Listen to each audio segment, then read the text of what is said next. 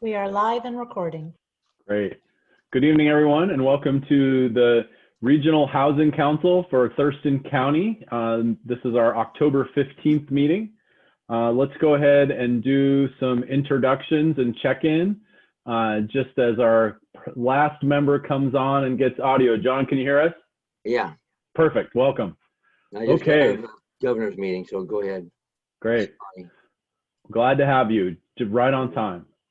So let's start and hear introductions first from the member and then the alternate and then the staff, and we'll go to Lacey and then to Tumwater. Hi, this is Carolyn Cox, Lacey City Council, and my alternate is Lenny Greenstein, also Lacey City Council. And our staff is Rick Walk, Director of Community and Economic Development. Does Lacey have any other staff here, Rick? I do not think so. Okay. Yep, Kelly's there. Oh, Kelly, of Kelly. course. Yep, Kelly Adams, City Manager's Office. Wonderful. And Tumwater. Thanks, Jim. Michael Althauser, Tumwater City Council. Joan? Joan Cassie, Tumwater City Council. And then I think we have a couple staff on too. And Brad Bedard, Planning Manager. And John Doan, our City Administrator. Great. And Tumwater, thank you. I'm looking to see, I don't see Mayor Foster, so I'll come back around to Yelm. Let's go to the Thurston County, Commissioner Hutchings. John Hutchings, Thurston County, and Romero, the county manager, will be in late tonight, hopefully about 6-ish. And then for staff, got Katie Marino and Tom Webster. And did I miss anybody? I don't think so. Caitlin Johnson, and hello. Jacinda. Okay. Yeah, and then you also have Caitlin sitting in for Romero as well. Oh, okay. All right. Oh, that's right. Katie's in. Thank you. Great. And then from Olympia, I'm Jim Cooper and Renata. Hey, Renata from City of Olympia. Keith Staley, Assistant City Manager, City of Olympia. Wonderful. And I'll just invite folks, the panelists, if you go to the participants link on the bottom of your control panel, you can see the attendees and see that as this is our first publicly announced public meeting with public participation via Zoom. We have 18 attendees that signed up, and we have one that even signed up for public comment. So it's great that these folks are helping us test out the system, and I'm sure that we'll have some folks watching us and participating as we move through this huge conversation and our workload. So I just want to check in on the agenda. Does it look good to everyone? Any changes or suggestions? John? I have one request, and that is number 5, Interfaith Works, the proposal. Romero would really like to weigh in on that. So if everybody's okay with waiting until he gets here, if it gets beyond 6, we got to move anyway. But he would love him to weigh in on that, but it's up to the group. Okay, John? Mayor Foster is here as an attendee, and he's asking to be let in as a panelist.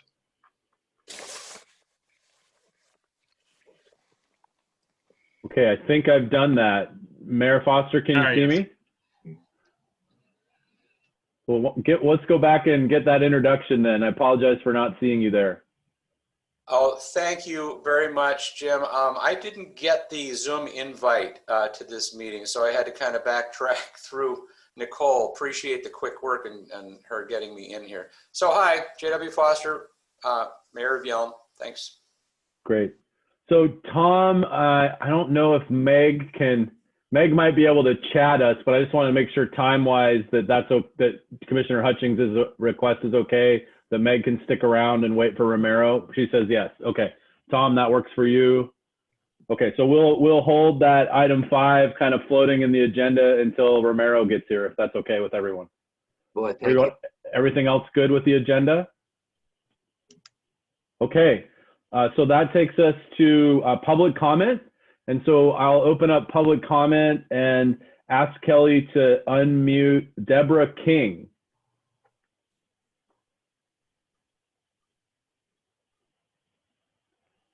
Hello? We can hear you. Hello? Hi, Deborah. So you're the only one, but if you could keep it to about 2 minutes, that would be wonderful, but we'd love to hear from you. Well, thank you very much for allowing me this time. I did make a mistake. However, it would be best if I just listen, please. I do apologize for registering to make a comment when I should have just registered to listen. Okay, well, no worries, because you allowed us to test out our first time using this system for this group. So welcome, and thank you very much for being. Person. Yep. Okay. All right, thank you. Bye-bye. Take care. Bye-bye. Okay, so that takes us to approval of our September minutes. Folks had a chance to look at it? Is there a motion to approve? I move to approve. Second. Okay. Okay, it's been moved and seconded. Are there any amendments? All in favor say aye. Aye. Aye. Aye. Opposed? Motion carries. Thank you very much. Okay, and so that takes us to an update on the ILA from Tom. Hey, Jim. Did Yes. you see Sam Gibney from the port also signed into the chat and is here and available? Great. Welcome, Sam. Thank you, Renata. Great. Good evening. Tom Webster, Housing Manager for the Office of Housing and Homeless Prevention. So an update on the interlocal agreement. As I think everyone knows, the Olympia, Lacey, Tumwater, and the City of Lacey, along with Thurston County, have all approved the ILA.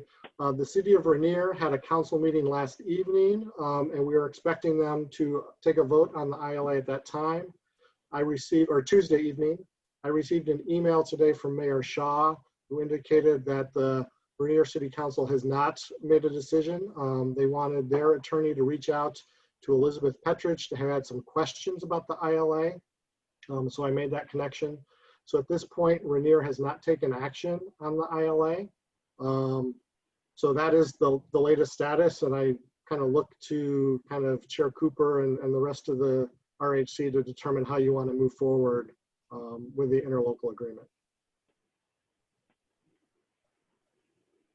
Okay, and Tom and I talked about this, and his conversations with the lawyers is it's pretty simple to pull out those jurisdictions that aren't participating before we sign it, and the lawyers think that's really not a substantive change from the perspective of the organizations who have already agreed to sign on to it. So the consensus there is that we can move forward. I feel like we should wait a little while for Rainier to get their questions answered, and then we can see what their thought is, if that's okay with everyone else. Tom, what is the status of the other South County cities? Both Tenino and Bucota have declined to sign the ILA. They indicated they would not be signing. Okay, and Yelm did sign, obviously? Yes, Yelm has approved. Okay. So and maybe Mayor Foster, maybe just when you meet with those other mayors, even though they aren't signing on, letting them know that you want to hear their feedback and you still have a goal of trying to represent them. That would be wonderful if you're willing. Yep, we operate on that level all the time down here. So I will be definitely in contact with them about all that we do at the RHC. Great. Okay.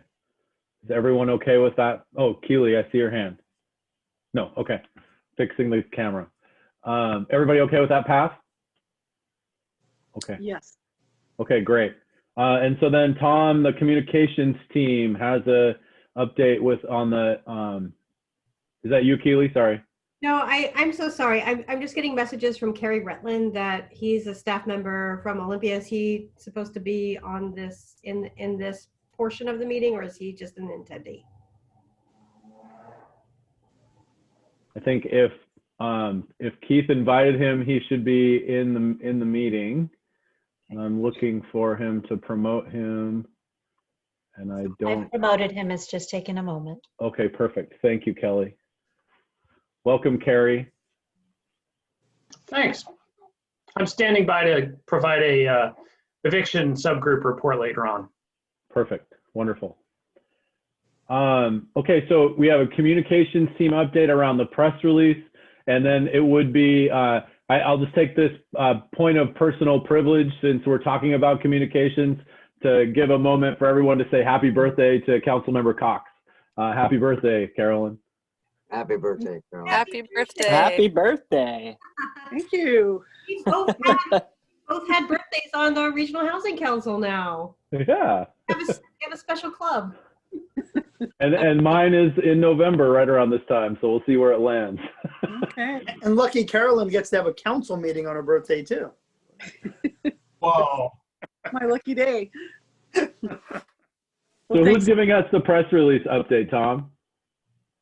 Start it, but I will turn it over to Keely as well. So we did submit a draft press release that we are hoping to get approval for tonight, but given the status of Rainier, whether we want to hold off on issuing that press release, there was some language around what the status of South County cities was that can be amended. So we're happy to hear feedback on the draft press release. But I think at this point we'll hold off on releasing it until there's a final determination regarding Rainier, if that's appropriate. But I don't know, Keely, if you have anything to add. No, I think you summarized it. I think it also has bearing on the Regional Housing Council website. So we need to get that language cleared up with the ILA being approved in order to make move forward on the website in terms of the language that is held there. So yeah, and just I have a feeling, you know, we're far enough down the road now that it's probably going to be the smaller South County publications that are more interested in this news release than the Olympian will be. So given that, I think it's wise to hold off until we know what path Rainier is going to take.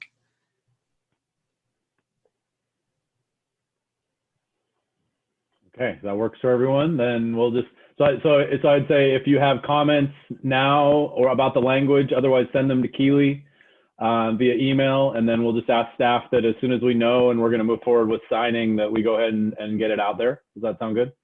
Yeah. Okay. Any comments now? Everyone okay?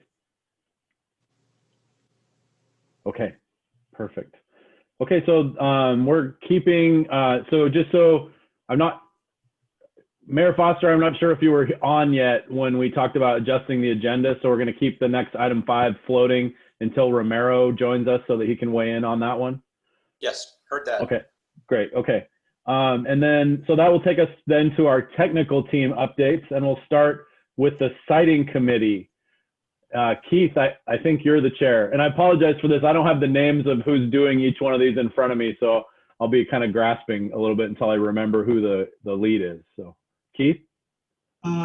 Yes, sir. We did have a citing committee last week. Myself, Keely, Rich, Jeremy Davis from the county, Brad, and Michael all attended that meeting. Councilmember Althauser attended that meeting via Zoom, of course. And while we didn't come forward with a specific site, we did start the evaluation process. But I think the important news is the progress that we've made with our technology. The city's GIS manager has developed a citing tool for evaluating sites. Staff from the citing committee went over that evaluation criteria and agreed that our objective is to try and all use the same system, the same evaluation criteria, distance from a transit route, for example, frontage on a roadway, access to water, sewer, and other utilities, private utilities, for example, size of the site, whether or not there is critical areas involved, habitat constraints. So I think that that is just a fantastic demonstration of the potential of the Regional Housing Council. When you have an entire county all focused on the same data and using the same database for decision making, that's pretty amazing and an amazing first step forward. We think that by next month, we'll be able to come back and start talking to the committee about specific sites. So what else am I missing? Councilmember Althauser, you know, from your perspective as liaison, what would you like to add to that? I think that's a pretty great summary of what we talked about. And we sort of looked at some of the potential sites that so far, because Olympia developed the tool, that you guys were the ones who have sort of applied it in the field.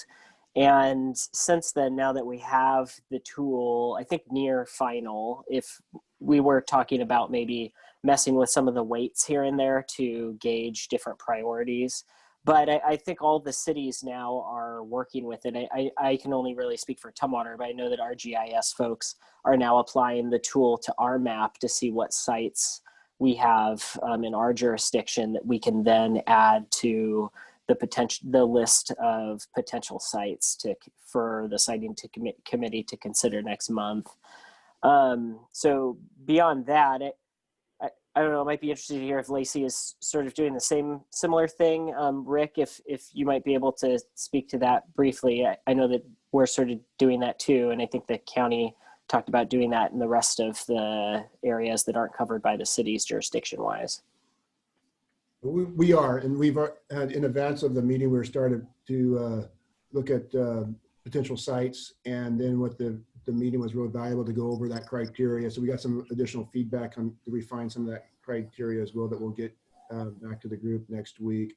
But we are starting to work with our GIS department to start looking at and culling properties and see what we have out there that could be good candidates, and based on ranking, both on the short-term and long-term needs that we're identifying and dealing with as a region.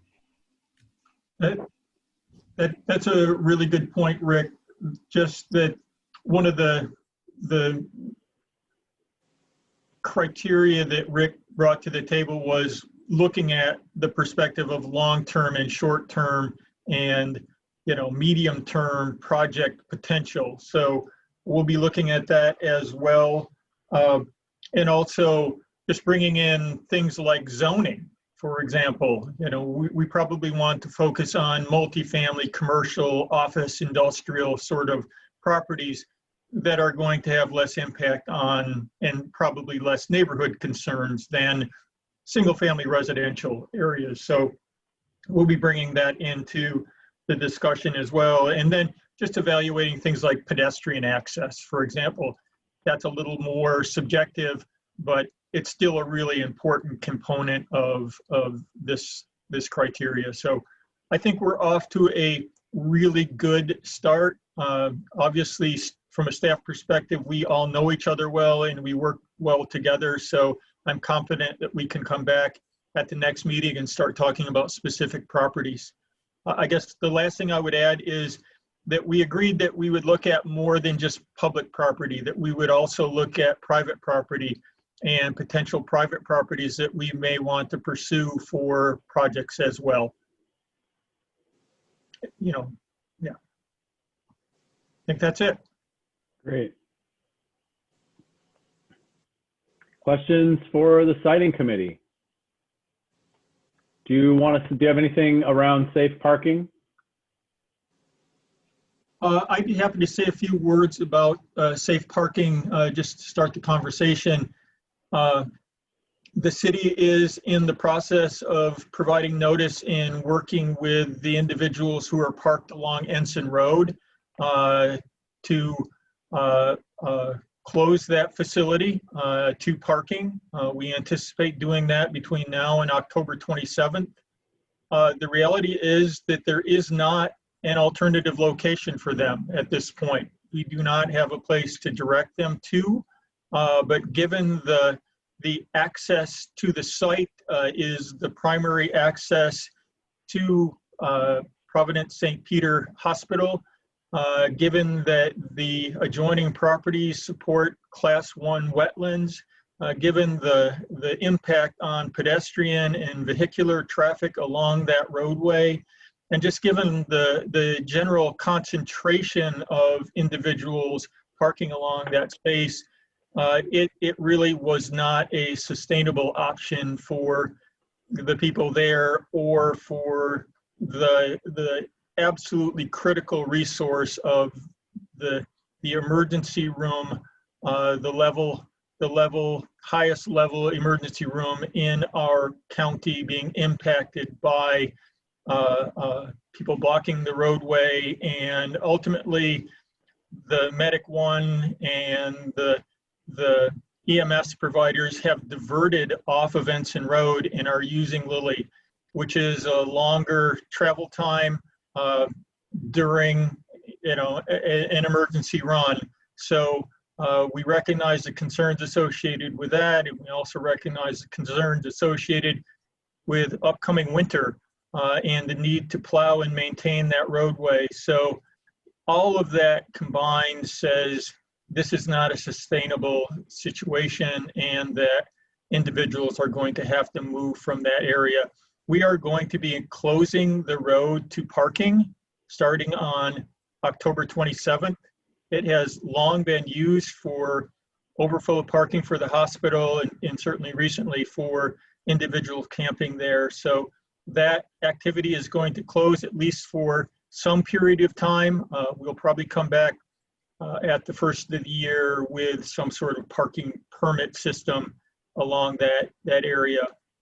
But in the meantime, there will be no parking along that area, along Ensign Road from Lilly Road down to Martin. So happy to answer questions about that. But in the short term, there simply is not an identified option other than people dispersing and finding other locations, both in Olympia and in Tumwater, Lacey, and the county for that matter. Thank you, Keith. Questions, comments?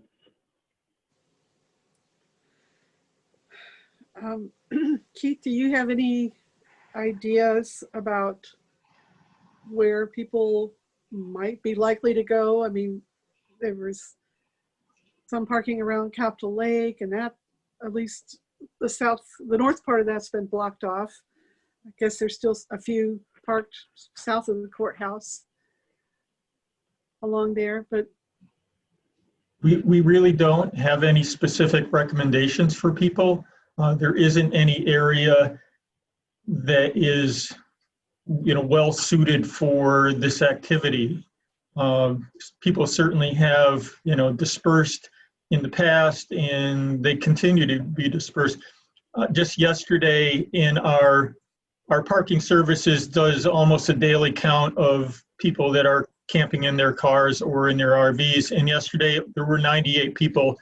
42 of them were along Ensign Road. So there are people along Wheeler and East Bay and Deschutes and Pattison and over on the west side on Decatur, and just literally spread out throughout the community, over by Lacey and off of Casey Keller behind the Lowe's. So there are people spread out throughout our community, and ultimately that's what will happen with the individuals on Deschutes. John? Keith, when it comes to the 27th, what do you think the city might be doing regarding enforcing the no parking? So on the 27th, we'll see where we're at. Our hope is that people have voluntarily left the area, but if not, we'll have to evaluate that situation and cross that bridge when we get there. Okay, that's fair. Thank you. Sure. It's unfortunate timing. So if anyone has an extra parking lot, please let Keith know. Keely, did you have your hand up? I did. I just wanted to put out there, not in a doomsday kind of a way, but with the projections from, I can't remember the source, I will find it, the NCHSA, and I don't know what that acronym stands for. I can't remember, but Tom does. Tom remembers. There's a projection of up to 170,000 evictions being filed in January 2021 across the state of Washington. And when evictions are being filed, the probability of a family or a household ending up homeless is pretty high, and likely they have a vehicle. And so I just want to put that out there. Also, research that we're doing, there are no best practices around safe parking programs. So this is uncharted territory for across the United States, and that there are neighborhoods that are expressing some concern that they're going to be where the vehicles end up next. So it's a concern in the community in terms of our neighborhoods. We are facing potentially an increase come January 2021, and there aren't any stated or research best practices. So I just wanted to give that context for what it may be coming to us in 2021. Thanks for highlighting the lack of best practices, Keely. I don't know if people know that, but when we opened the mitigation sites downtown, the council really wanted to have a safe parking site as well, and it's probably the highest liability conversation there is in housing people or letting people stay on your property. And so we weren't able to get there. So John? I just want to ask Keely, what was that number? How many evictions, and what was the acronym? What organization is estimating that? Tom, I'm gonna look to you or I know the acronym. It's the National Association of Housing Agencies. And it's 170 to 300,000 people. I just used those numbers in a presentation I did last night. So it's on top of mind. Good gravy. Thank you. I'll send that to you. Thank you. I appreciate it. Commissioner Hutchins. I feel like the time is right to say that in Olympia, there won't be any evictions. Because we passed an anti-eviction ordinance on Tuesday night that goes through, I believe, through August. Keith, is that right? July. Through July. So, and we will extend it if we need to. Okay, any other conversations about parking or citing? Can I just make a request of the citing committee? At your next meeting, could you all survey the different parties to our organization here to see if any of them have unused, parks that are being shuttered for the winter that aren't being used, that might be potential sites, maybe not for big groups, but if we could offer a number appropriate to the site, that might be a little part of the solution. I mean, it's obviously dicey, but I think it's dicey anywhere. So, well, I think what you allude to is we have to do something with scattered sites for this for sure, and a few at every church, and some site with 15 or something, and we could start getting there. And I feel like some of the stuff I'm seeing from Just Housing, there are people there that are willing to be a community and have their own rules, but the other folks in the group make that hard for that large of a group to make that happen. And so if we could come up with a smaller site, we would probably have a community that could move, but we're lacking that. Okay, any other comments on this item? Okay, so we'll go to the policy subgroup. I'm sorry, I'm forgetting who that chair is. So Keely is chairing the common understanding subgroup. Okay, Keely. Yes, thank you. So we met twice in the last month. We met once with apologies to Councilmember Greenstein. It was Keith Seeley, myself, and Rick Walk and Brad Medred and Ariel Benson from our office to talk about, and then some legal counsel from a number of our jurisdictions to look at case law and can we come to some kind of common understanding of how we define and interpret case law. And it was determined during that initial meeting that is a question for the Regional Housing Council, that should they have small dogs? No. Between you and Tom and the dogs, I tell you. Oh my goodness. Okay, so 1 second. If you would just give me 1 second, please.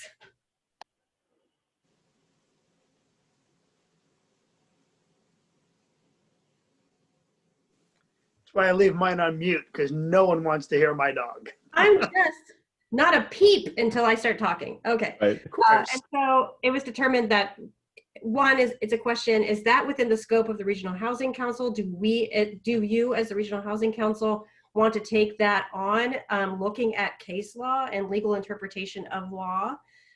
So I leave that to you to determine. And then another legal counsel felt that perhaps right now it would be best for us to look at terms or glossary that we can come to a common understanding where there might be some confusion. So terms such as housing first or harm reduction or low barrier is a big one. That's kind of a lightning rod in terms of people's understanding. And so in our second meeting, Councilmember Greenstein joined us and we walked through some of the glossary terms that have already been accepted and approved via the 5-year plan. There's a pretty extensive glossary within that. And then we determined that there were other terms and phrases that we wanted to ensure that we had common agreement around how we interpret or how does HUD define certain terms. So we have put together a kind of a mashup glossary from the 5-year plan, as well as terms that we're working on identifying and defining. And that's the next task is to have that completed glossary so we can refer to that as we move forward in terms of common understanding.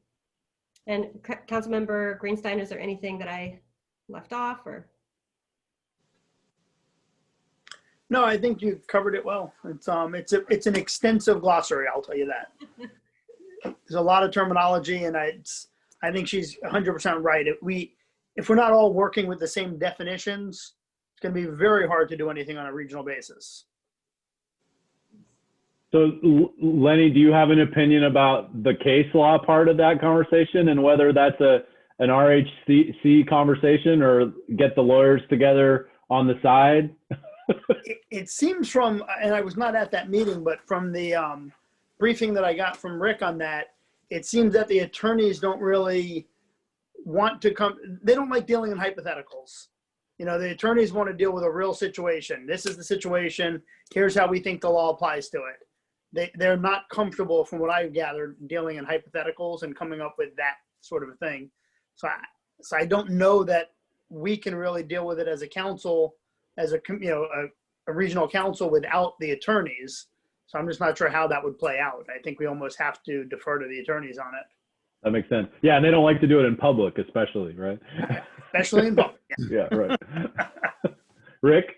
Oh, and just to add to that on the hypothetical, because there's a lot of a bandwidth in some of those decisions related to certain types of properties and certain types of activities. So it gets to be very issue specific a lot of times in that application of that legal opinion.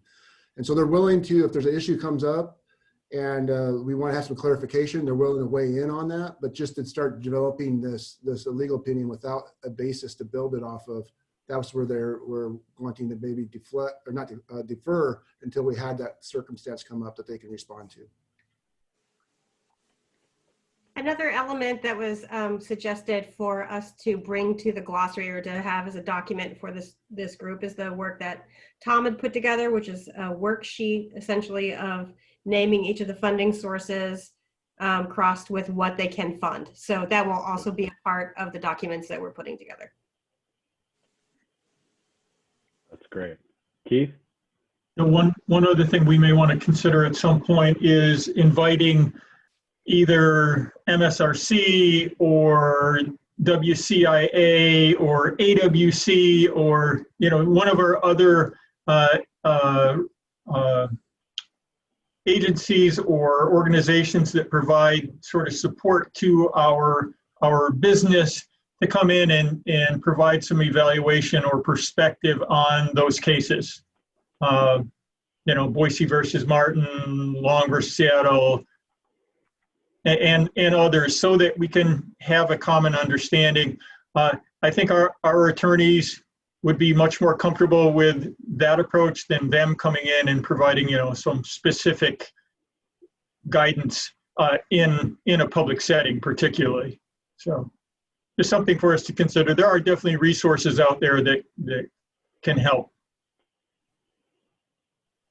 Yeah, that's a great idea. Have any of those bodies put out guidance around like Boise versus Martin already or not? Yes, they have. Okay. They have. In fact, they have a webinar or training coming up that I've signed up for, and I was trying to think of a great adjective, but Amy Buckler from City of Olympia will be presenting at that MRSC training. Great. Okay. So yeah, Keely, maybe you can incorporate that idea into your committee and just see where it goes. Okay. So any other questions or comments around common understanding? Just getting the alphabet soup of funding sources and the glossary in front of us on a regular basis so we're all meaning the same thing will be a big step. So thank you for taking that on. Okay, so that takes us to relationships to stakeholders. Who's that? And that is me. So the relationship group had our first meeting last week. So in addition to Councilmember Cox, who's our liaison, and some staff, we also had Derek Harris from Community Youth Services, Trish Gregory from Family Support, and Carly Colgan from Habitat joined us. Taylor Agardo from Thurston Thrives will also be part of this work group. She was unable to join us for the first meeting. And we've got our next meeting scheduled for coming up on Monday.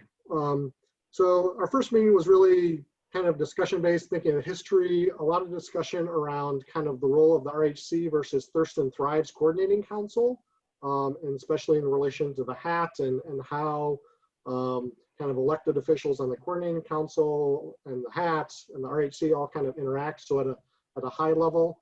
So we're working and starting to flesh out kind of what are the various roles that each of the stakeholder groups will play. What's the role of the RHC and the HAT and the jurisdictions and Thurston Thrives.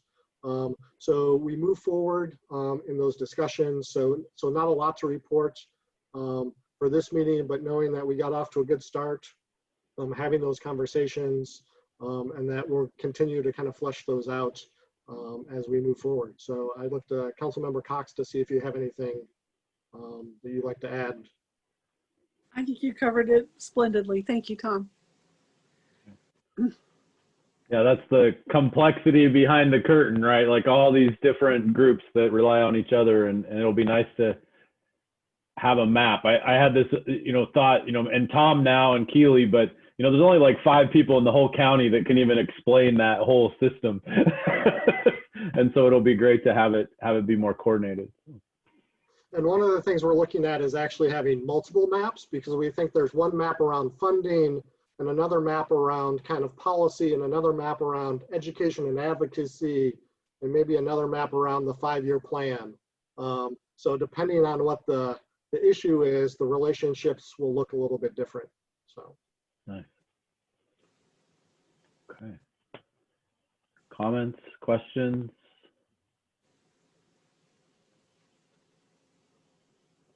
And just for my benefit, so is Carolyn on HAT? Is that the only one of us that is, or are any of you all on others on HAT other than Carolyn? I'm not on HAT, but I'm on the coordinating council. Okay, you're on the coordinating council. Okay. Okay. So we at least have some cross-pollination then for both of those two groups. Right. Okay, nice. And Keely? I'm sorry, Councilmember Cox. I just wanted to say, I think at least city staff from Tumwater and Olympia are usually at those HAT meetings as well. Until Kerry took his leave, he was really good about showing, and I think Tumwater's Brad has been there some as well. So we're trying to keep the jurisdictions well represented and the communication flowing that way. Good, okay. Keely? I just wanted to just state for the record that I do chair the HAT currently. So I know that I sit on the technical team and chair the technical team. I also am the chair of the HAT. So I just wanted to be transparent about that. Good, okay. Well, and I think that's helpful in getting this all coordinated. So wonderful. Okay, so I see that Kerry's on camera and he's trying not to get bit by a fish in the moat behind him. And he's going to give us an update on the eviction subcommittee, which met in my stead without me being able to be there, but they gave me a couple of updates. So thanks for that. Go ahead, Kerry. So I'm Kerry, staff for City of Olympia, and I'm standing in for Amy Buckler, who chairs the eviction work group. She is off this week. Amy has been covering for me as I've been on baby bonding leave. So it's good to be back, and I'm really appreciative of all of her help covering me. So the eviction work group's purpose is to serve as kind of a think tank for you all, for the Regional Housing Council, to improve collaboration and coordination related to residential evictions, and gather information, bring that information along with recommendations to you all so that residents of Thurston County and all of our jurisdictions don't end up homeless in the first place. So really, we're part of the prevention conversation, or, you know, sometimes people talk about homelessness as a river. We don't want people falling in the first place. And so this group is working on that, those sorts of prevention issues. We meet once a month. A standing agenda item for us right now is reviewing the status of the Emergency Rent Assistance, or ERAP program. And here's what we know about that as of September 28th. The Community Action Council has spent around $700,000. They've served 238 households. Most people are getting 3 months of rent assistance. Currently, the program is also meeting the targets that had been set related to Black, Indigenous, people of color. And we are behind our targets for Hispanic households. Community Youth Services has spent around $20,000. Again, this is as of September 28th, so this data is a little bit lagging, but spent $20,000 to date of their $300,000. They've served 7 households between the ages of 18 and 24. People are getting between 2 and 3 months of rent assistance. Majority of those households are people of color. And I also wanted to ask that you all spread the word. Nicole at the county has sent out communications and a toolkit for you all to connect jurisdictional web pages and social service partners with Community Action Council in that program. So if you're not aware if that's happened on your web page yet, please, you can connect with me, or you can connect with Nicole, and we'll get you that toolkit so that you can help spread the word and connect households to this resource. A question for you all, and kind of a reminder, the ERAP program funds have to be spent by the end of December. So we're concerned about what's next.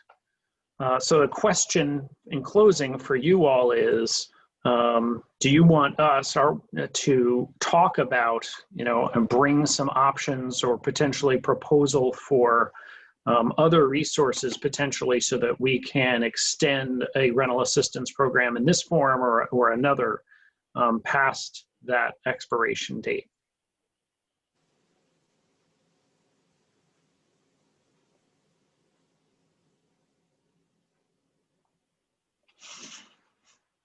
Everybody's thinking yes, but where are you going to find the money, Kerry? Well, I mean, that's something that we all can talk about. So, I think that's part of what we can talk about at our next meeting and bring back to you all. 1406 is an example of a potential source that we could explore and talk about. Great. And Amy had asked for time to talk about 1406 at our November meeting anyway, so the timing is good. Okay, any questions or comments for Kerry? Okay, thank you, Kerry. Yeah, thank you. It's great to see you all again. Welcome back. I keep waiting to meet the baby at one of these meetings. She's right here, but she's sleeping, so. Don't mess with that. Okay, so we're gonna go to funding and RFP. Tom? All right, so the funding and RFP work group also met, and we had Councilmember Kathy and Mayor Foster join that group, along with staff from all the jurisdictions.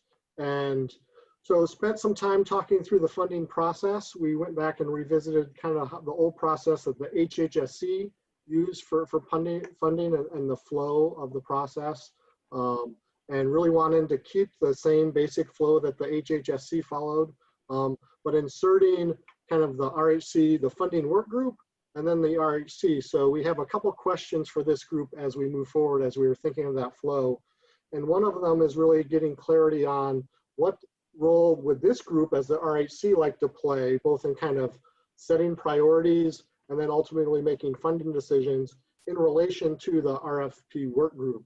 Would you like the work group to bring kind of recommendations around priorities and funding to this group for your consideration?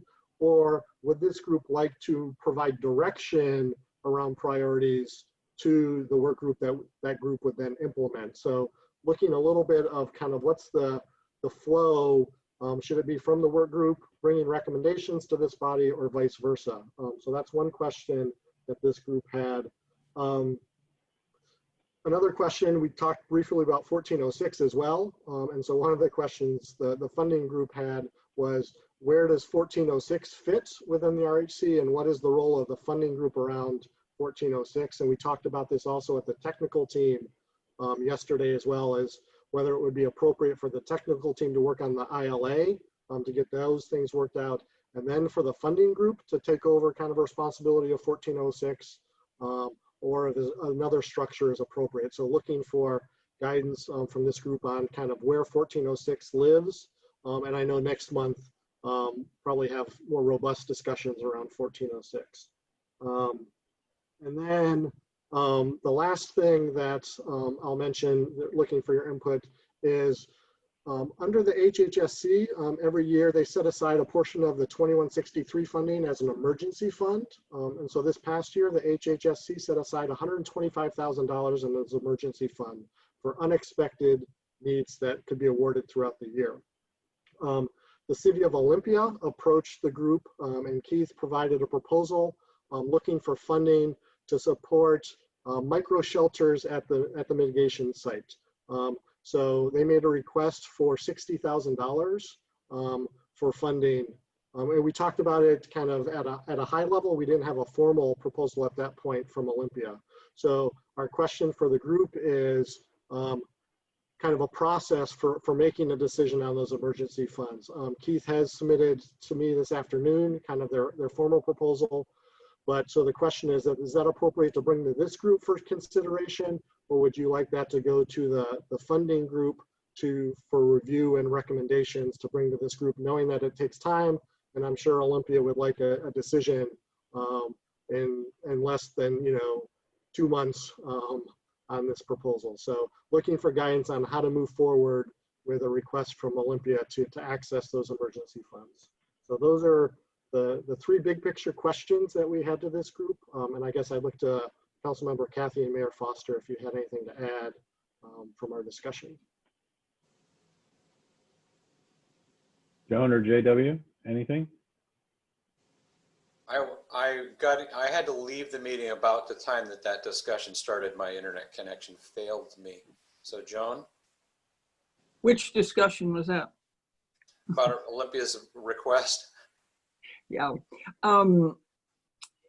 Yes, and we did, the key about bringing this also to this group is that HHSC had a request form, if you will, kind of a formal way of requesting those funds. And we did that because there'd been some issues in previous years about, how people got those funds, and if, somebody got in first and all of that kind of thing. So that's why we had, we didn't go any further with the discussion other than to ask Olympia to just, go by that rule right now. and if the RHC wants to keep that or not. So we all were positive about the request and wanted to bring it here.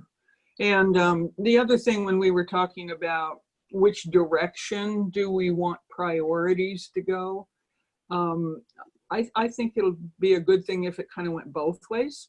You know, so in other words, we have priority kind of discussions, or we put that in somehow, Jim, that as we're talking about the needs of the things as we're getting organized, and when you see in front of you what's being put together, not only with the what you call it, the glossary, but also all the different funding sources and what they can be used for, that is a really good guide to priority setting. And so, you know, it wouldn't be just a random discussion, but it would be priority. And then if there was, anyway, we wanted to make sure that we didn't just either abandon our responsibilities or go off on something, but how we want to put that together to best use our resources. So I do think that the request from Olympia needs to be sooner rather than later, since this has to do with coming into the rainy winter season request. So. Okay. Well, so how about if I was just gonna, can I chunk these up? These so like sort of the direction versus recommendation, and then the emergency funds, just so that we can deal with them Sure. separately. Is that okay? Sure. Okay. And Tom summarized the whole meeting very well. So great. Yeah. Okay. And someone else was starting to speak as I was summarizing where we were at. Yeah, and I was just say for the direction, the priority setting, what's important is a couple things. One is the group also, we would get input on priorities from the HAT and providers. So there is that vehicle. One of the things the HHSC did was used to have a retreat in February where we really kind of come together and spend half a day figuring out those priorities. So it's really important for us to issue the RFP by end of February. So the timing is important in terms of the relationship between the work group and this and the RHC larger body to make sure all those discussions happen in a time so that we can issue the RFP by mid-February. So there's just keeping that timing in mind as we think about kind of the flow of information. Okay. So let's stay there for a minute then in the flow of information and this concept of, do we want direction, or do we want to give direction to the funding group, or do we want to get recommendations? And what Joan is suggesting, and I actually like the idea, is that it's really a kind of a two-way conversation. But as I hear this, the funding group kind of has their ear to the hat, and Thirst and Thrives, and the 5-year plan, which really sets our priorities. So the two-way conversation is annual about fine-tuning it right to that year. So what do people think? Do you like that kind of process as it's described, or do you want to see it differently?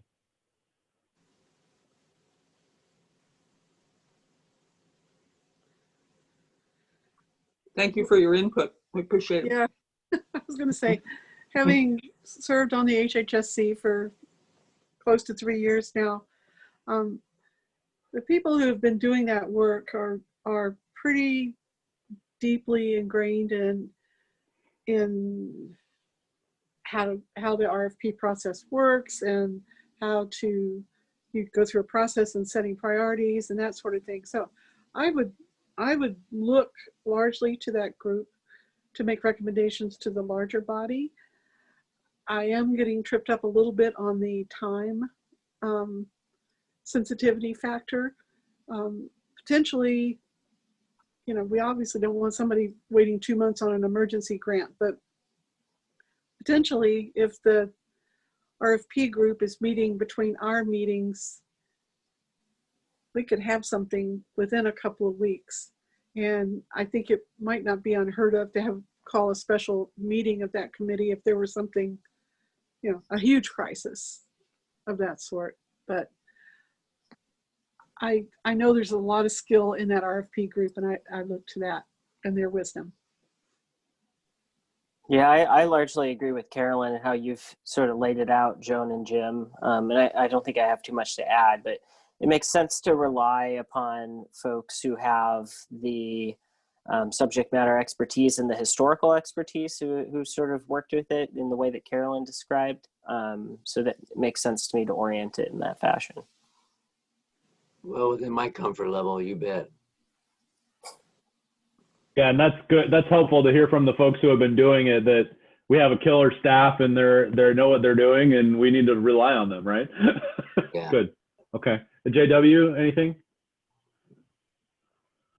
No, I agree with all of that. The only thing I'm a little concerned about is the time lag on Olympia's request, where they're sort of falling in between the old process and the new process. And I wonder, since ultimately the county commissioners will deal with these recommendations, if we couldn't just forward the recommendation to the commissioners to have them decide on this emergency request now.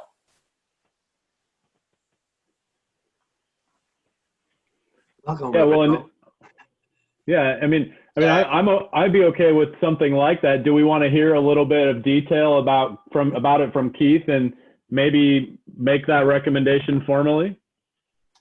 I think that that's important, because I think this is where we as an HHSC realized we got in trouble in the past, that, you know, you just decide this without, not that we're not going to decide in a positive way, but we need to have some kind of a look at the request, or have this group give a tentative approval and have us look at it again and then send it on, or however we do it. So we're not just, you know what I'm saying? I'm not saying it willy-nilly, but I'm just saying. And I also wanted to mention that Hutch is part of this group until the end of the year, and he was just unable to attend. And he has a lot of knowledge about this. And these next couple months, 2.5 months, are really important when you realize the deadline to have things out on this, you know, the RFP out is February, you know, mid-February. So, so anyway, those were two things that I said. I think it'd be good to hear from this group, have someone from Olympia describe what it is, and then kind of get a tentative feel for it, and then have us as the representing the RHC to make a recommendation to the commissioners. So the members of the council, can you give me a thumbs up if you're open to me giving Keith the floor and the possibility of a tentative approval? Okay. Okay, so Keith, tell us what we need to know to give the funding group guidance to hopefully, you know, dig in and possibly continue with make a recommendation directly to the commissioners. I'd be happy to. Is it okay if I share my screen? I think so. I don't know if I have to. Host has disabled participant screen sharing, so. Okay, I think I've given it to you. They give me some power I shouldn't have, so. There we go. All right, now I gotta find the one that I'm looking for. I think I'll start out with the pictures. So what's a micro house? A micro house is smaller than a tiny house. It's a garden shed, if you will. It's made of plywood and of 2x4s. It can be constructed relatively simply using fairly simple tools and construction methods. And importantly, it can also be constructed quickly and fairly cheaply. The materials for this range from somewhere between $700 and $900 per unit. We've actually constructed a couple of them. 2 of them are now over at the city's Nickerson property. That's an informal settlement and encampment, if you will, located off of Wheeler. As we were looking at the coming year at the mitigation site and the continuing problems that we're having with tents and tent replacements, I've been working with the fire marshal to try and come up with a solution that would be workable I had the fire marshal out and look at these facilities, and he favors them over the tents. So we're going to attempt to replace all of the tents at the mitigation site with these tiny homes. And now I will stop my share and reshare a different screen, which is the proposal that I sent to Tom today, and just the budget. Let me just walk down through the budget very quickly, what we're proposing, so you can get a sense of the program that we're talking about here. What I'm asking for from the county is about $60,000. That would cover a case manager. It would cover a project manager, somebody that could actually sort of supervise the construction process, a shelter workforce. We're hoping to employ some individuals from the mitigation site in this process, whether that be painting or actual construction, to be determined. We're looking at, there's always some contingencies and some additional materials that aren't covered. So a couple of things, just rolling down into the project budget on item number 3, $50,000 for construction materials. Providence St. Peter Hospital has agreed to fund the construction materials for up to $50,000. I reached out to a number of other organizations, and I'm getting tremendous feedback. Washington State Employees Credit Union has agreed to fund smoke detectors for all of the units. Hardell Plywood from Chehalis has agreed to provide the plywood at cost, at mill cost, less than half the cost of plywood. And we're working on a couple of other potential sources to help keep the cost down and to allow us to build the maximum number of units. So right now we're estimating a total project cost of about $133,500, and we're asking the county for $60,000 in emergency funds. I'd be happy to answer any questions that you might have, or yeah, that's it. And I will stop my screen share so you can see one another again. Thank you, Keith. Lenny, go ahead. Yeah, just sure. So on that 130,000, I think it was total, how many units will you be able to build? Depends on what the total material costs are, but that would likely yield somewhere around 80, which is how many tents we currently have on site. We had 83 people living on site yesterday, so somewhere 80, 85 would be our objective. And I'm given the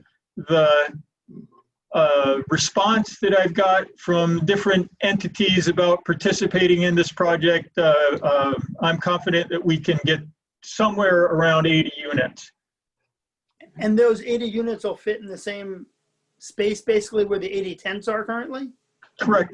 The tent sites are 10 by 10, and the unit footprint's about 7 by 7. So obviously they'll fit there. They will be durable. They will be rodent resistant, which the tents are not.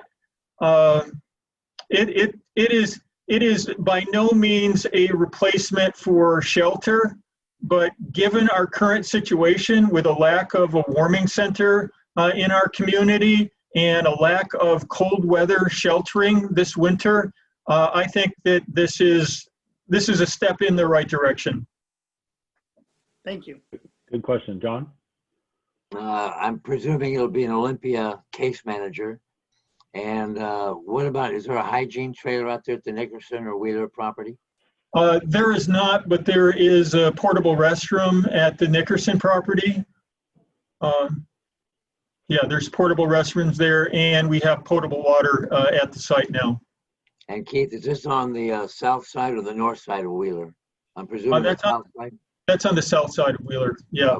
But what's being proposed here is we'll finish up the the replacement of tents for those individuals who are looking for them at Nickerson, but the real large build, the guts of the operation will be building these units for the mitigation site at the corner of Franklin and Olympia in next to intercity transit.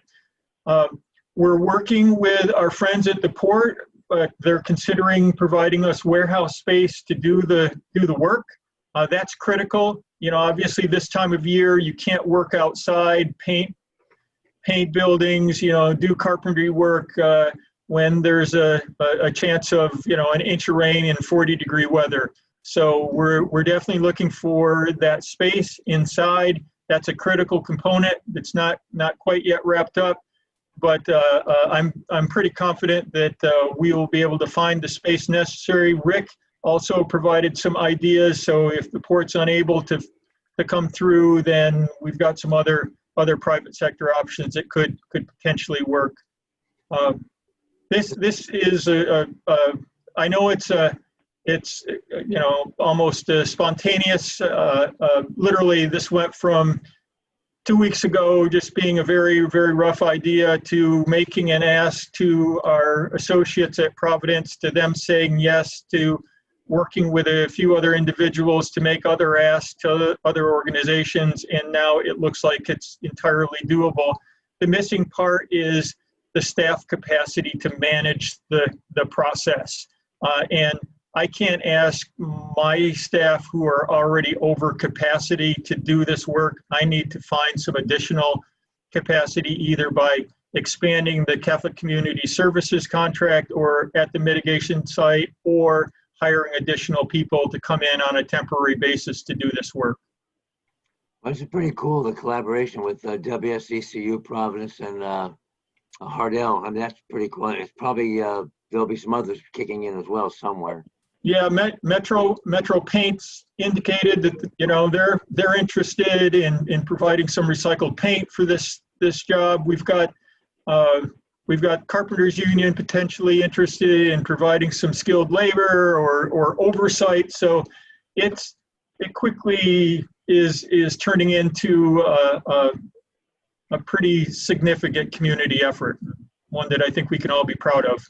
This is pretty cool. We're not trying to boil the ocean. We're just trying to put people into some shelter, for God's sake. Exactly. But sometimes it's harder. It'd be easier to boil the ocean. Well, the ocean's boiling, and we just by us sitting here. Sorry. Thank you. I see. I got an email today from Angela Mackey, and she said that they've just started the conversation at Providence, and they've already got caregivers who are lining up wanting to build units. So I see this as a tremendous opportunity. People can come in, and in a day, they can put their name on a unit. You can walk away and you know, we'll number them, and you can say, that's my unit. We're also working with some of our local artists. You may remember Anna Schlecht. Anna, if you know Anna, she's often seen with a paintbrush in her hand. She's interested in assisting in the painting of the units, and we found some local artists who may also be interested in providing some pizzazz. So, yeah, cool. Think it's a great opportunity. And there's Shelley. Go ahead, Lenny. I say this seems like a no-brainer. I mean, how do we get this to the county commission and just get it done? I mean, this is so that's where I was going to go. Thank you, sir. So I'd be open to a motion to direct the funding group to consider the application fully, and if appropriate, make a recommendation to the Board of County Commissioners to fund it. Is there a motion? So moved. I'll second. Okay, we have a motion and a second. Any discussion? Do you need the address? Jim, go ahead, JW. just for clarification, in that motion, is that for the funding committee to make the recommendation directly to the county commissioners, or do we need to come back to the council? Directly to the county commissioners. Thank you for the clarification. Yep. Any other discussion, Carolyn? Quick question for Keith. Are any of the tents that are currently on the mitigation site salvageable? Some of them will be salvageable, sure. You know, the reality after a tent's been used for a few months, it's got a pretty low salvage value. Some of them are newer though, so you know we'll see. We certainly won't throw anything away that's got value. Okay, Good question. thank you. You're welcome. All in favor say aye. Aye. Aye. Aye. Opposed? Motion carries. Okay, great. Our first action. Thank you very much. That felt good. And so, Tom, you'll keep us in the loop as the group moves forward, just so we're aware. And then it'd be great to know when that's on the agenda so we can tune into the commission meeting as well. And we'll leave it to Vice Chair Hutchings to carry that torch for the RHC. Great. Okay, so we have Romero and Shelley have joined us, so welcome. And we're going to go to essentially our last agenda item, which is to hear a proposal for acquisition of property and temporary structure for shelter activities from Interfaith Works. And this is regarding the shelter that they need to stand up so that they can build the permanent shelter. So Tom's going to tee this up, and then we're going to hear from Meg. So Kelly, if you can promote Meg while Tom's getting things kicked off, that would be wonderful. Tom? Yeah, thank you. So a little background that I think most folks know is Interfaith Works is currently operating a shelter at 2828 Martin Way that was stood up in response to the COVID pandemic.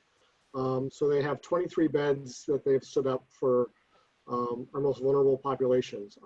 That site is going to be closing in early November as they move to construct the permanent housing and shelter that's going to take place at that location. So we've been having discussions, and I know even a couple of months ago we talked about trying to find another location for Interfaith Works to host a shelter until the 2828 new construction is completed.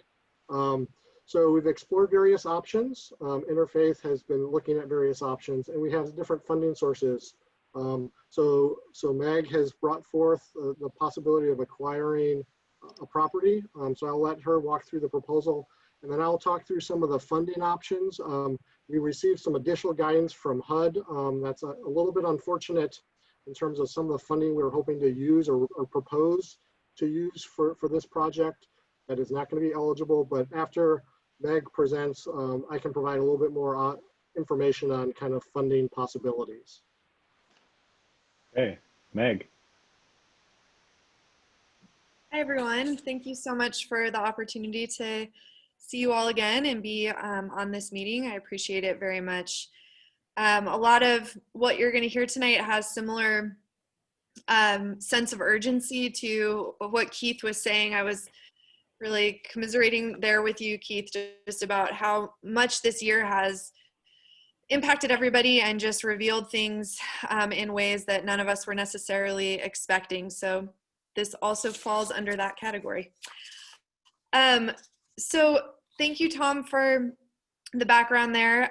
So as you know, we have been looking for a property that can accommodate both our short-term emergency needs, which are basically twofold. One is to have a safe relocation plan for the 23 highly vulnerable people who are at highest risk of contracting and having serious complications of COVID-19, who are currently living at our 2828 Martin Way shelter, as well as standing up 15 new shelter beds to the system that are part of the Department of Commerce Shelter Grant Program to get more new beds in systems, and plan for long-term solutions. So we are lucky enough with this proposal that we have a private supporter who is wanting to partner with us to help us purchase the property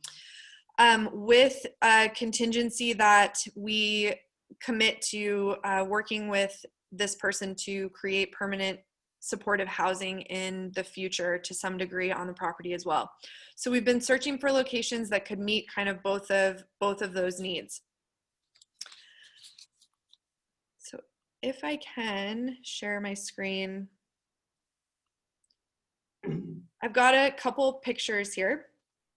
So essentially, we have found a viable location due to the fact that we are haven't purchased it yet. I am not going to be saying the exact address today out of respect of not only our own process that we're going through, but also because communicating with neighbors and the neighborhood that we are considering is really a huge priority of ours in a way that is respectful and timely.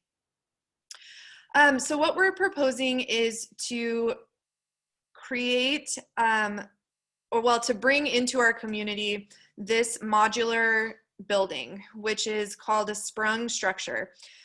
These structures are highly durable. They last for a very long time. The frame of the structure is warranted for up to 50 years. The outer membrane, that's like this patented membrane wall that they utilize, is warranted up to 15 years, but lasts more like 20 to 25 before major repairs have to take place. It can be built out however it needs to be. So we are able to have it be fully ADA accessible, have floors, windows, doors, an HVAC system. It can be sprinkled to meet all fire safety requirements. It can have plumbing in it, which we'll do on a minimal basis, but we will also be looking at purchasing a shower trailer that has 6 showers, 6 bathrooms, and laundry capacity. So this is kind of what they look like. They're modular structures, like I said. We can build out walls inside, so the sleeping spaces and however we set it up, it's really kind of an open floor plan, open template. It's going to be just over 5,000 square feet. So this works in terms of social distancing for our beds, accommodating the 38 beds total. These beds would be operated in the same way that our shelters currently operate. So 24-hour a day with 2 meals provided with volunteer support from our community.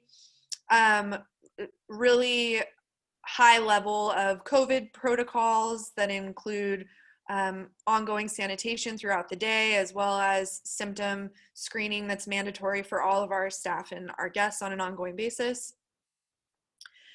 And before I move kind of into the numbers a little bit more, the other thought with this proposal is that since we are concurrently also going to be breaking ground soon at our 2828 Martin Way property that we're working on with Lehigh.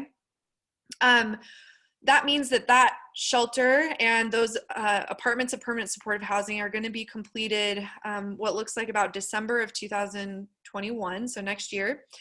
So the idea would be that we would move the folks that we're talking about here, the 38 beds, into the new facility, ideally, theoretically, into apartments of their own when that facility opens. And then we would be able to utilize the sprung structure in a day center capacity after that, because we recognize how huge of a gap that is in our system currently, and that there are not other organizations that necessarily are going to be taking that on either this year or next year, and nor have the experience of running day centers like we do.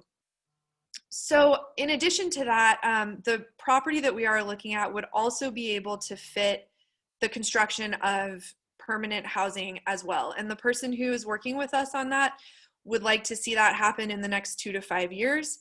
And so we would be able to, like I said, continue to meet that emergency need that we know is not going to go away by next year, while also planning for permanent housing solutions. The idea there too would be that it's permanent supportive housing with Interfaith Works being the contracted service provider.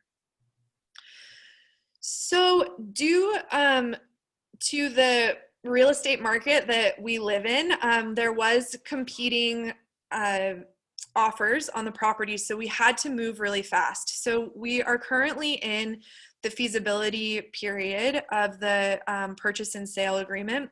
which concludes tomorrow, Friday, the 16th.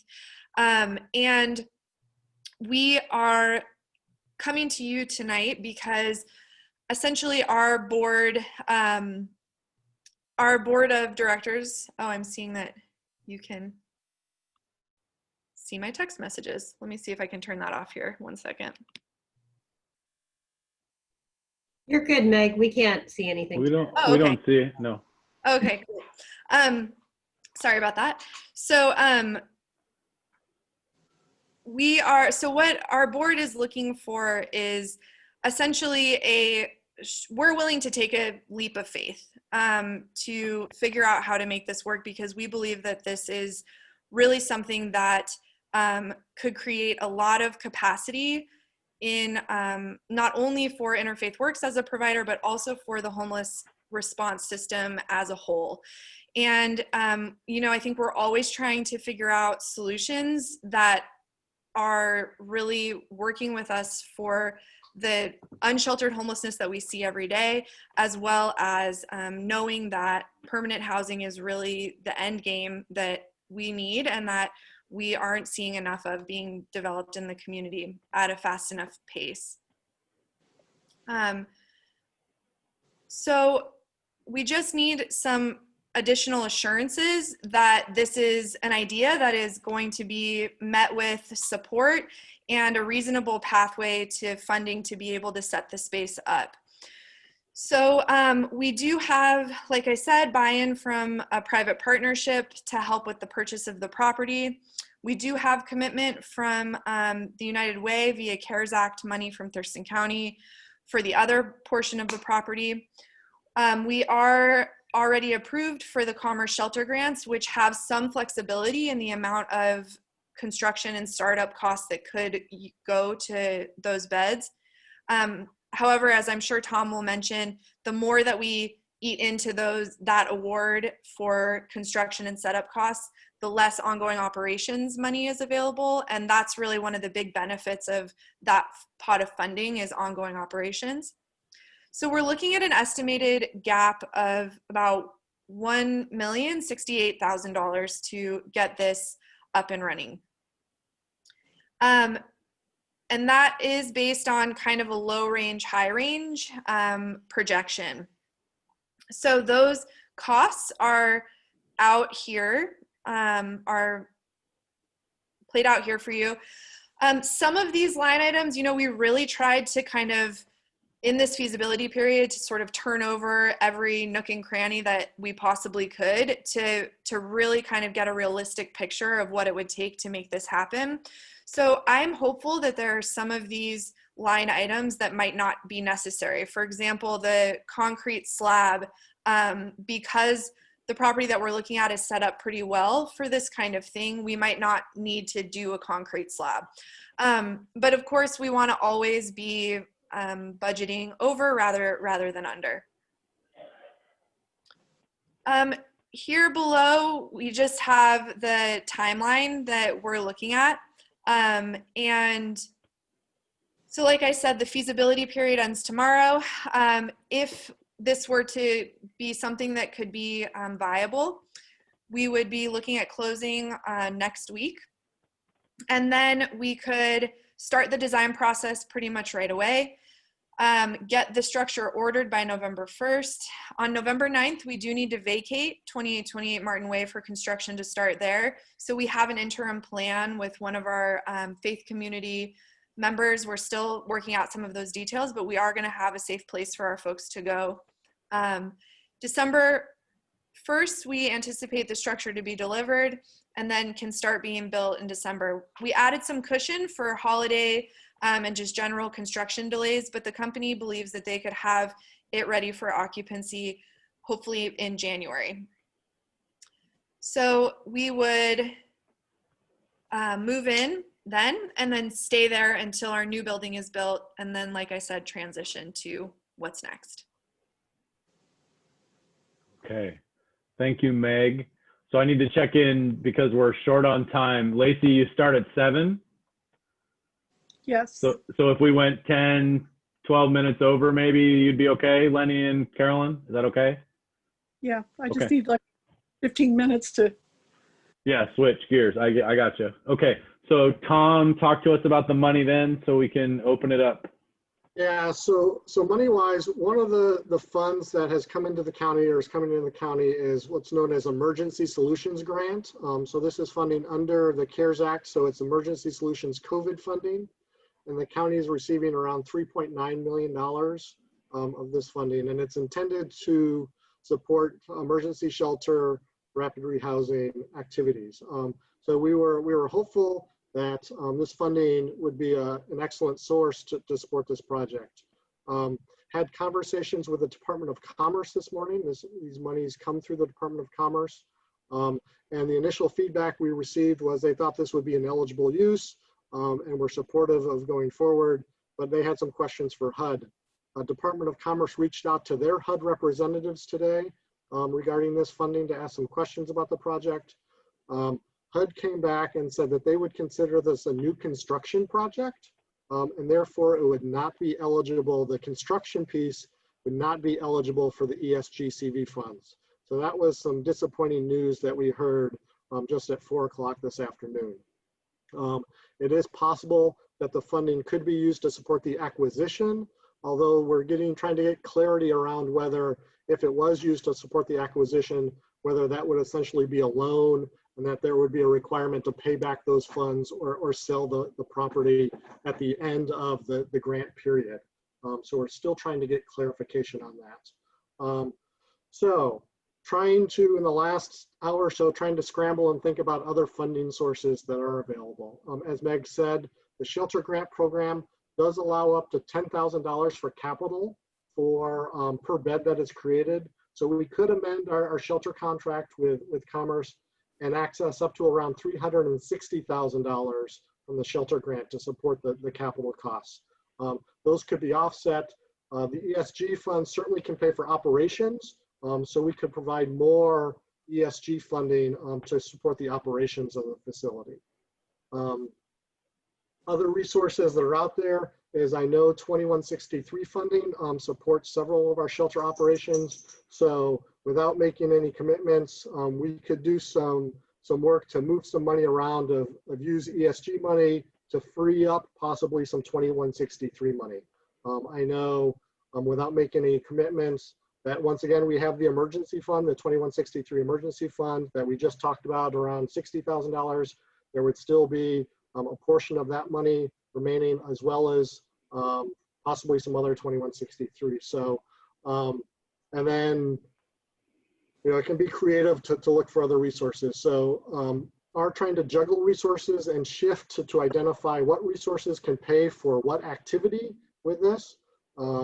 So, you know, I don't have a clear proposal for you at this point because we were hoping to use those ESG dollars, but I think I'm cautiously optimistic that there's a way we can kind of shuffle money around if there's kind of the strong support of the body to find a way to move forward with funding this proposal. Okay. So we were pretty excited about this, and then HUD put the pin in the balloon. So we're back to boiling the ocean again. But I love Tom's working on this, and I don't know if you have anything to add, Ramiro.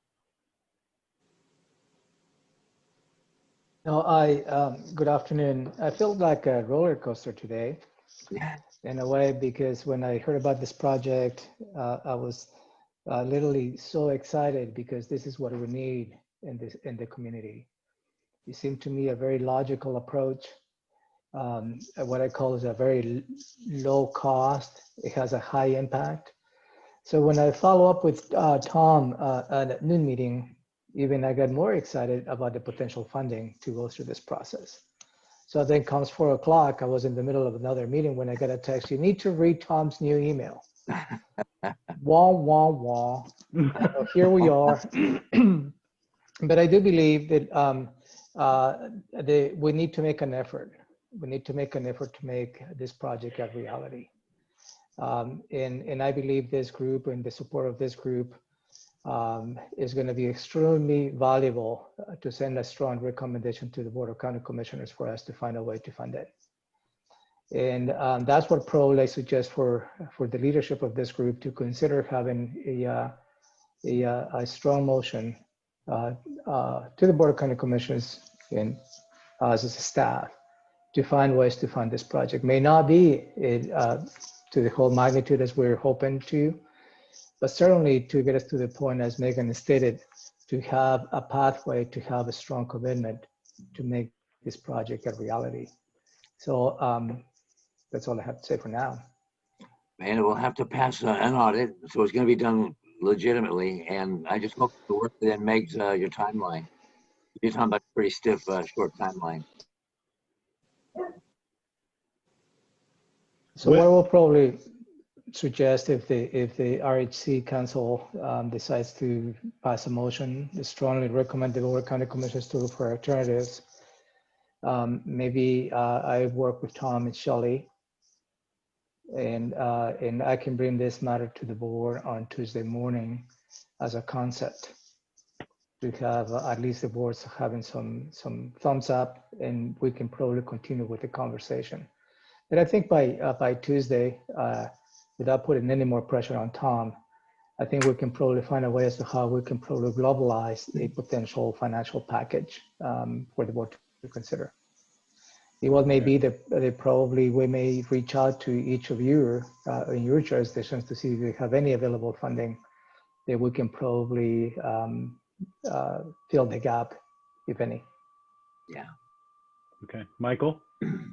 Yeah, I guess my question was similar to John's in that, like, let's say hypothetically we're able to supplant some existing funds with the CSG or ESG or whatever the acronym is.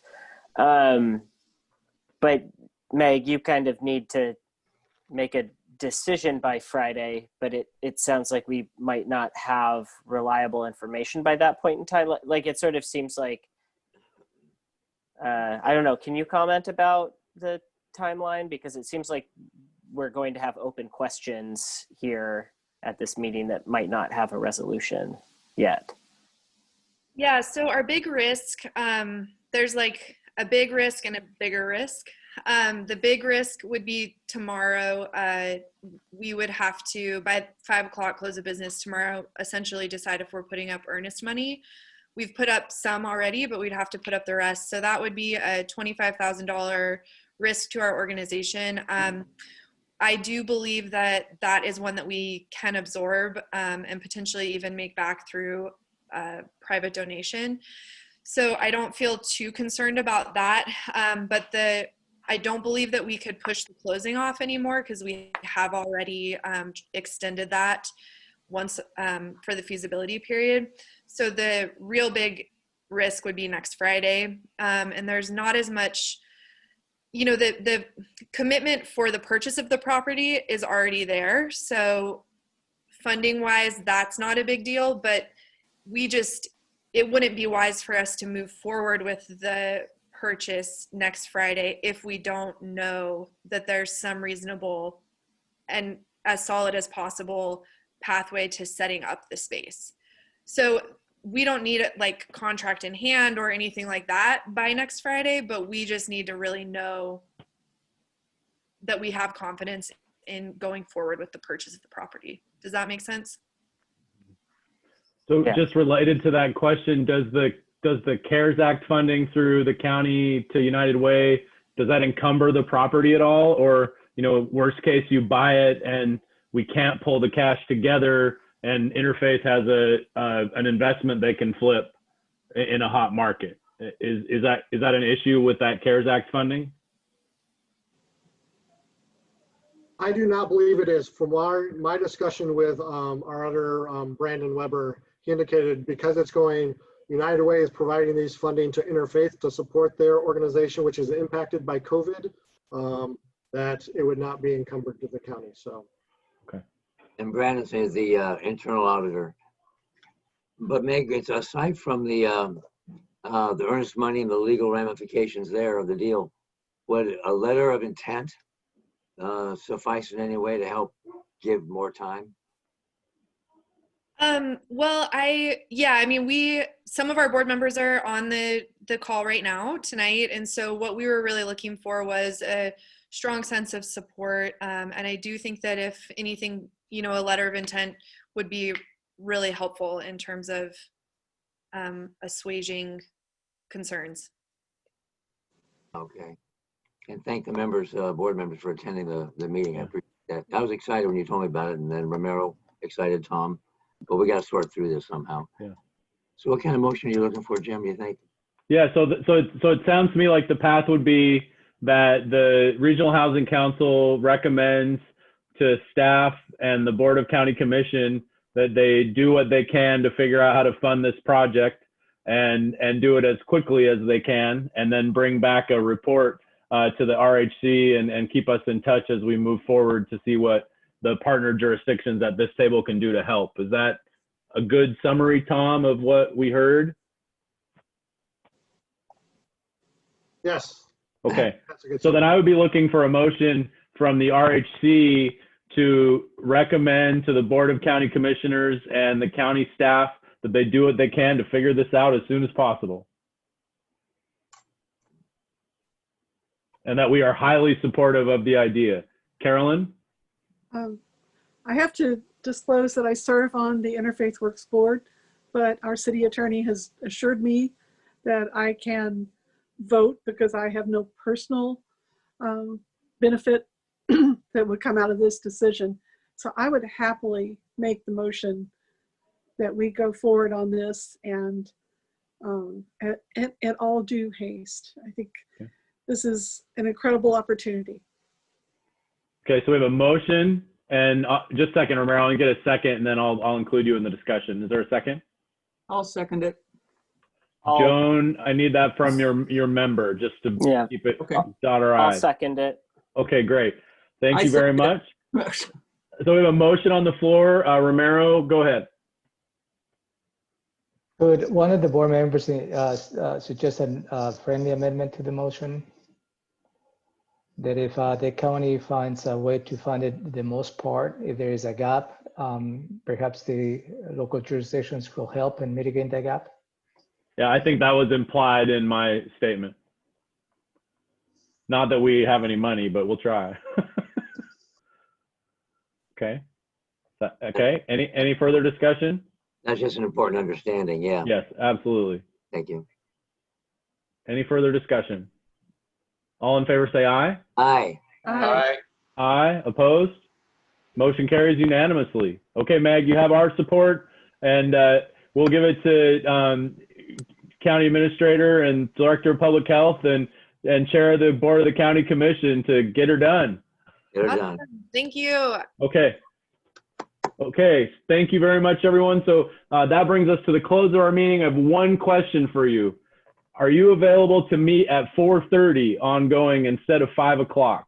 Just talking with Tom, it seemed like that would give a little bit more buffer for the Lacey members and keep us from needing to look for a different date, because we have a lot of work and it'd be nice if we don't have to meet twice a month.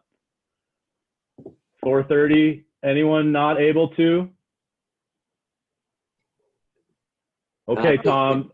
Just depends on the date. Okay, but we'll go ahead and move that schedule if that's okay with everyone starting next month. Okay, Kelly, Tom, get that to Nicole and please adjust our calendars. Okay, great. I can give you 2 more minutes if there's anything for the good of the order. Yes. Carolyn. I wanted to let, and if Rick is still on the call, I'd like his help with this, but to let you all know that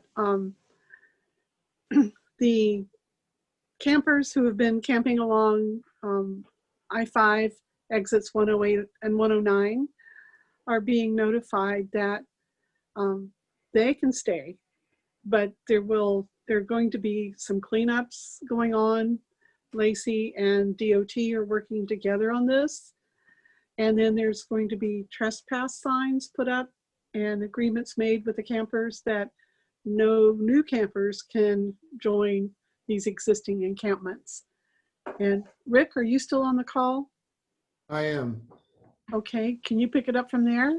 Yes, and so as Councilor Cox has mentioned, we have an updated agreement with DOT. They approached us with the revised proposal, and what they're looking at doing is cleaning up all the and doing some landscape pruning of brush clearing of all the encampments.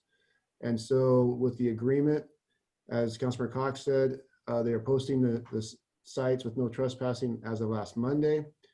All the existing residents of those sites will be able to remain there, and any additional or anybody else moving in would not be able to be allowed to move into the site. So to control the size of it because of the issues they've been having along Martin Way and the interchange in terms of fires and things of that nature.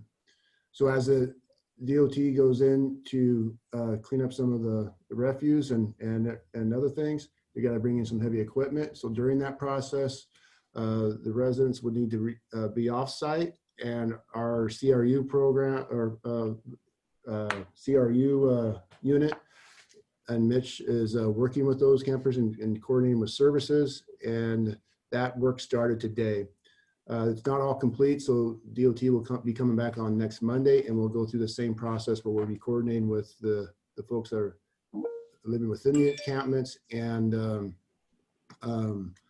providing those services for them. And I understand from Mitch as well as today is that they were able to connect 2 of those residents to coordinate entry programs. So there's been some success in that regard as well. Excellent news. There's a lot of hope in tonight's meeting. Thank you. Okay, anything else for the good of the order? Okay, everyone, we just got a lot done in 100 minutes. So thank you very much for your time, and we'll look forward to hearing you and seeing you again in a month. Take care. We're adjourned. Bye-bye. Thanks, everyone.